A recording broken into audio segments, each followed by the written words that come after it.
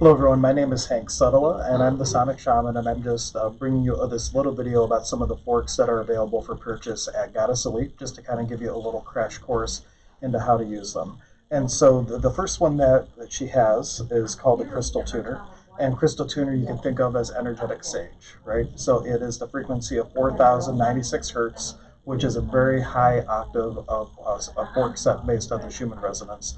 And basically, you can just get that fork, you pick out whichever kind of crystal you like, whether you have a quartz points or amethyst or rose quartz, whatever you like.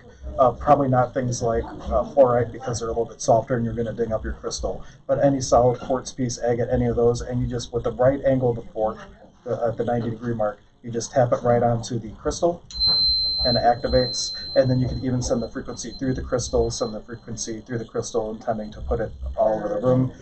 If you're a Reiki practitioner, you can activate the fork and you can draw your Reiki symbols into the room. But basically, it raises the vibration so much in the space that spirit beings and different entities and things like that, they just can't hang with the energy. So it literally clings them out. So there's that crystal tuner. The other thing you could use it for, if you're a healer, you could use it for if you feel a energy blockage in the body. You activate it, you put it just in a circular motion wherever you feel the blockage. You can activate out the crystal, do it through the crystal, same type of thing. But it's especially good if you're in a situation where you want to sage someplace, but you really can't burn things. It's a great alternative where you don't have to light up anything.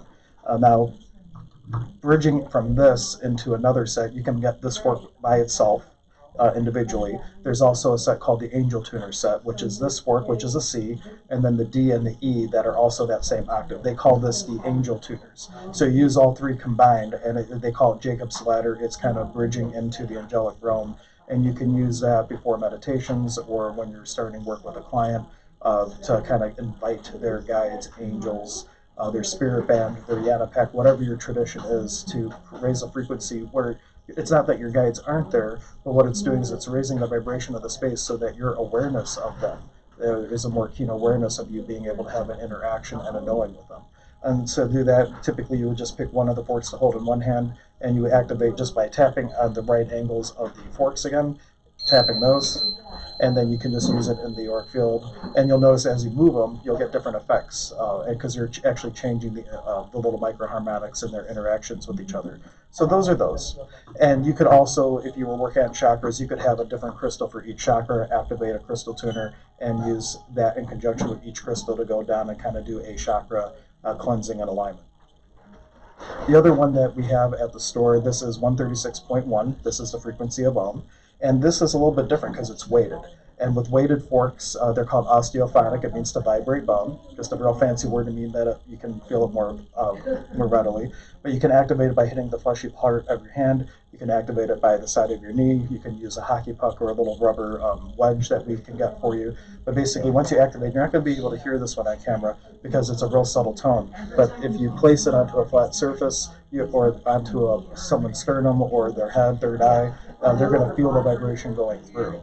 And because it's an ohm frequency, this is a great fork to use at the end of a session to help people ground. But it can also be balancing. If you look at the chakra tuning fork set, it's all based on astrology.